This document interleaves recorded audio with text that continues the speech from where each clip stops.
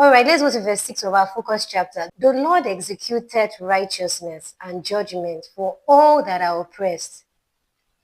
God hates oppression. But let's go back to the beginning of this verse.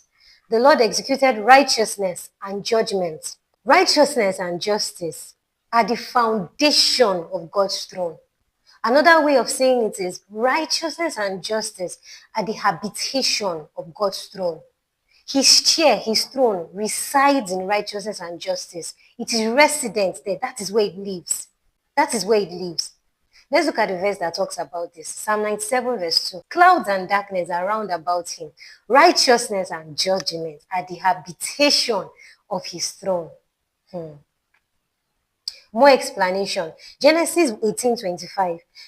Now, Abraham was interceding on behalf of Sodom and Gomorrah when God told him he was going to destroy them. Now, listen to what he said. That be far from thee to do after this manner, to slay the righteous with the wicked, and that the righteous should have the same fate as the wicked, should be as the wicked. That be far from thee. You're not like that. Then he said, shall not the judge of all the earth do right? God is the judge of all the earth. He's a righteous judge. Righteousness and justice are the foundation of his throne. He judges right. He judges well. His judgment is true. More light. Psalm 50 verse 6. And the heavens shall declare his righteousness. For God is judge himself. He himself is the judge. He is judged by himself. Selah. More light. 2 Timothy 4:8. Paul was talking in his letter to Timothy. Henceforth there is laid up for me a crown of righteousness, which the Lord, the righteous judge, the Lord whose judgment is correct, shall give me at that day, and not to me only, but unto all them also that love his appearing. More light. Revelations 19:2. For true and righteous are his judgments. For he had judged the great war, which did corrupt the earth with her fornication, and had avenged the blood of his servants at her hand. True and righteous are his judgments. More light. Psalm 103 verse 6. The Lord executed righteousness and judgment for all that are oppressed. God hates oppression, guys. God hates it. He hates it. Psalm 82, 1-8 explains this. God standeth, now God is talking to human beings. God standeth in the congregation of the mighty. He judgeth among the gods. You know we are gods, right? Small g.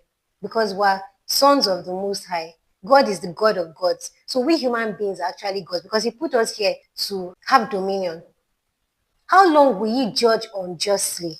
Like, how long will you continue to judge in an unfair way and accept the persons of the wicked? You are proving a wicked person. Selah. Defend the poor, people that have nothing, the weak, and the fatherless. You know, a father is a strong figure that can defend his children, that can speak for them, that can block them when harm is coming to them. Defend the poor and the fatherless, people that have no one. Do justice to the afflicted, someone that is being tortured, and the needy, those that don't have, those that lack. Do justice to them. Deliver the poor and the needy. Rid them out of the hand of the wicked. So the wicked wants to eat them like brisket bone. The wicked wants to eat them like the bone of chicken and lick his lips afterwards. After all, nothing can be done. Nobody's coming to save them. Deliver the poor and the needy. Rid them out of the hand of the wicked. Like a sheep that is rescued by the shepherd out of the mouth of a lion. Okay. Then further down, it says, arise, O God, judge the earth. Now, this part also explains more and lets us know that God hates oppression. Leviticus 19:13-14. Thou shalt not defraud thy neighbor, neither rob him. The wages, the salary of him that is hired, shall not abide with thee all night until morning. Thou shalt not curse the deaf, nor put a stumbling block before the blind, but shall fear thy God. I am the Lord. What does this mean? So you know somebody can't hear you. So you intentionally curse and insult the person. After all, he can't hear you. Or you know someone can't see. So you put something dangerous on the way while he's walking. So he stumbles and falls and you laugh. Because after all, he can't see that it was you that did it. That's oppression and God doesn't like it. Fear God because he sees all things. He will judge. So fear him. But shall fear thy God. I am the Lord. Now let's move on to verse 7 of our focus chapter. He made known his ways unto Moses, his acts unto the children of Israel. His acts unto the children of Israel. God's mighty deeds, his signs and wonders, how he gave them food to eat, manna from heaven. You know, we're told that manna is actually the food that angels eat.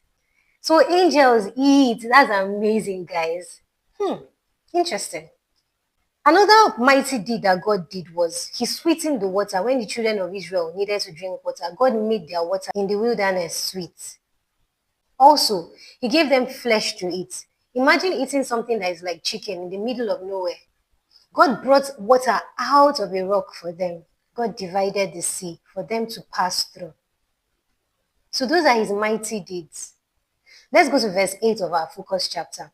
The Lord is merciful and gracious, slow to anger and plenteous in mercy. Remember that introduction that God gave of himself. The Lord God, merciful, gracious, long-suffering, abundant in goodness and truth, keeping mercy for thousands, forgiving iniquity and transgression and sin. Okay. This God is a complete package and more. And more.